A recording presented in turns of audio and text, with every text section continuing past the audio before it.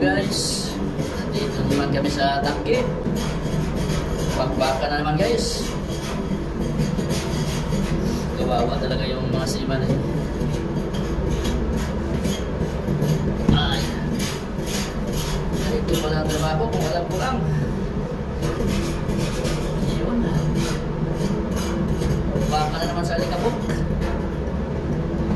Alikabok at makapal na kalawang.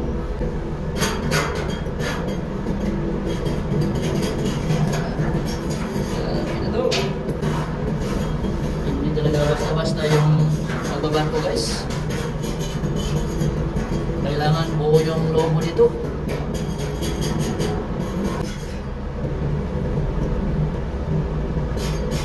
Para na naman tayong ano ngayon, ninja. Ninja ng tangki. Fresh water tank pala ito namin dito guys.